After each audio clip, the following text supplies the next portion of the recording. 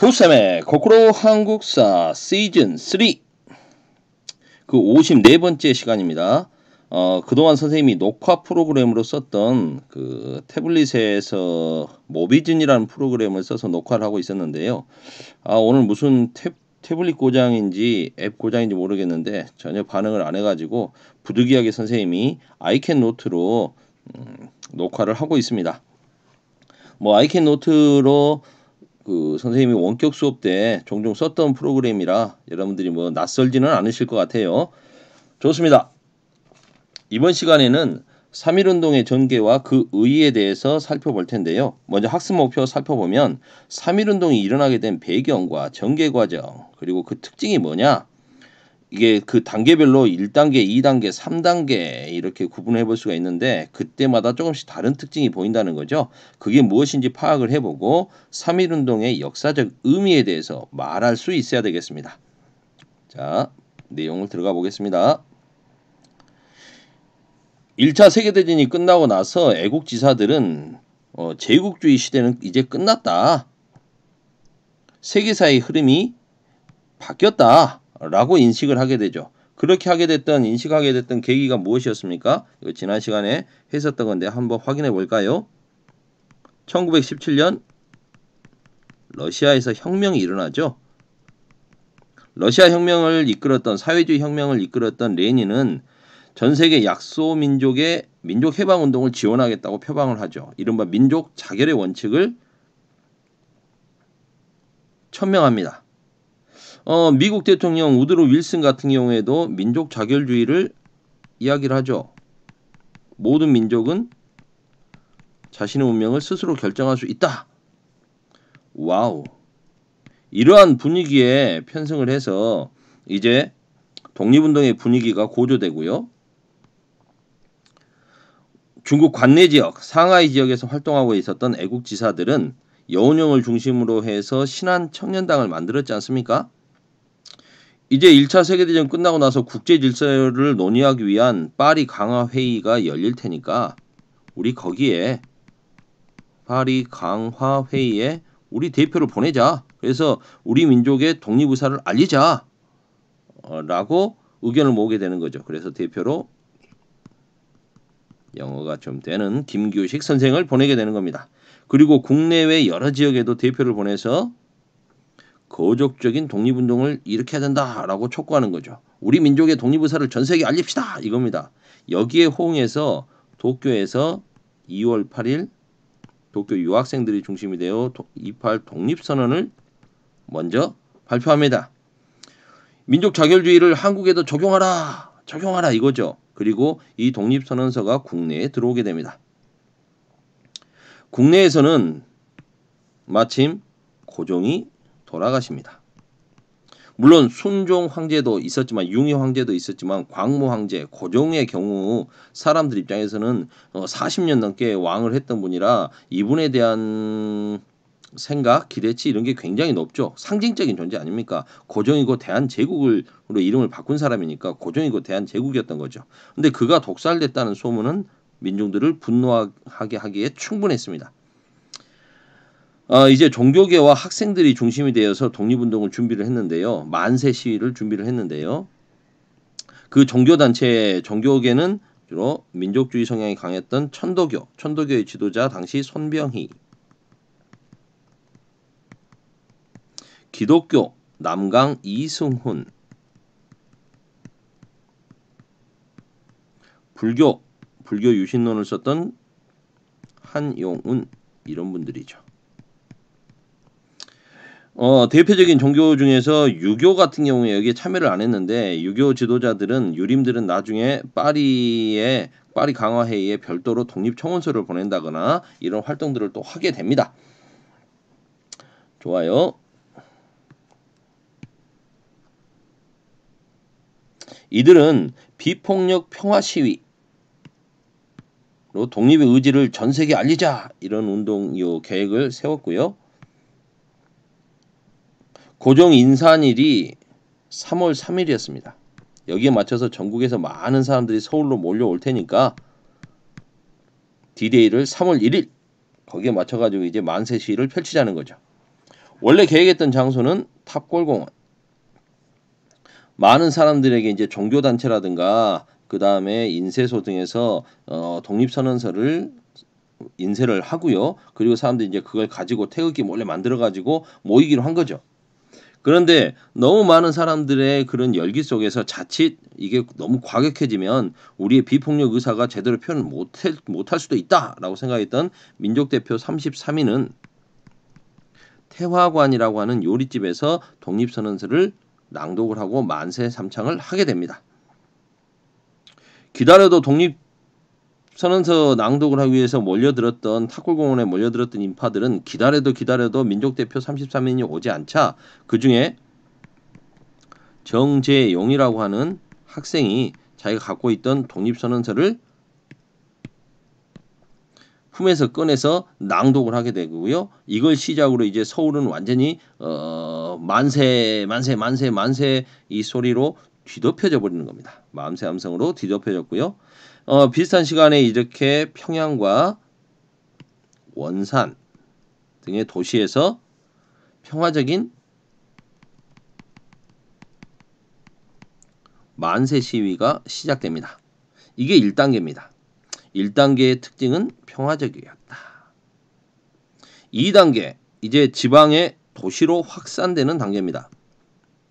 서울로 몰려들었던 사람들이 이제 지방에 가가지고 야 서울에서 그런 일이 있었대 라고 알리게 되지 않겠습니까? 그러자 이제 여기에 호응해서 좋다 이번 기회에 우리 독립을 얻어보자 쟁취하자 라고 생각했던 사람들이 이제 동조해서 활동을 펼치는 거죠.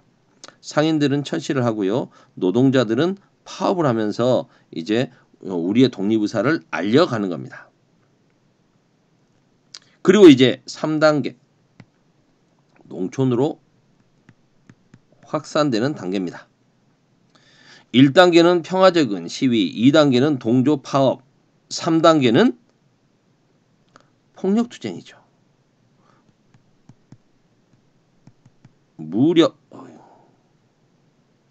무력으로 투쟁. 이거 좀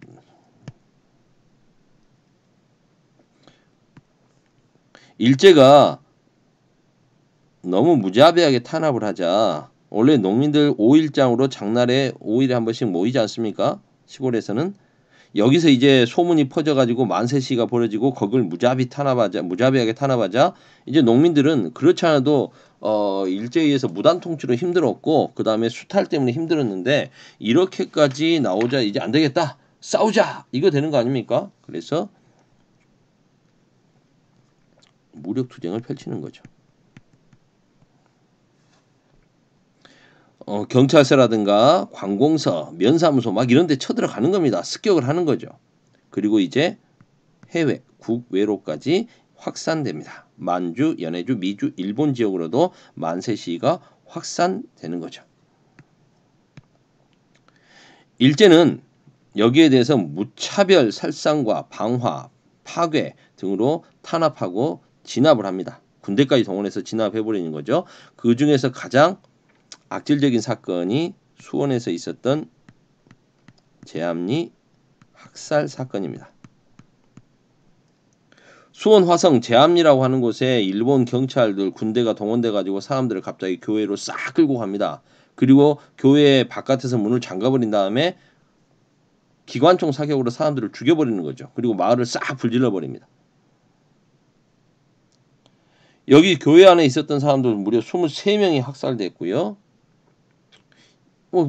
분풀이를 한 건지 진압하는 과정에서 자신들의 그냥 스트레스를 국민들 일반 백성들에게 막 풀어버린 거죠. 이웃 마을에까지 가가지고 6명을 추가로 살해했다고 하니까 여러분들 이걸 보면 뭘 생각해 보시면 아냐면요. 영화 봉오동 보셨는지 모르겠어요. 그 봉오동에 보면 조선인 마을 들어가가지고 사람들 학살하는 장면이 나오죠. 뭐 그렇게 생각하시면 될 것 같습니다. 뭐 이유도 없는 거죠. 계속할게요. 3.1운동은 역사상 최대 규모의 민족 운동이었습니다. 신분, 직업, 종교, 연령의 구별 없이 전 계층이 참여했습니다. 꼬마애들도 참가했다는 거죠. 요즘으로 따지면 여러분보다 훨씬 나이가 어린 그 일본인들이 그 독립운동 주도자 3.1 만세 시위 주도자들을 잡아들여서 이렇게 조사했던 취조문과 그 다음에 감옥에 갇혔던 사람들 중에서는 수감자 중에서는 한이순이라고 하는 애도 있습니다. 아이라고 해도 되겠네요. 13살이었으니까 당시. 지금으로 따지면 우리한테는 뭐 할머니보다 훨씬 더 되신 분이지만 이 한이순 님이라고 하겠습니다. 한이순 님 같은 경우에 독립운동가죠. 한이순 님 같은 경우에는 당시 나이가 13살밖에 안 됩니다. 근데 그 13살의 나이에 그 천안에서 만세 시위 펼쳤다는 거 아닙니까?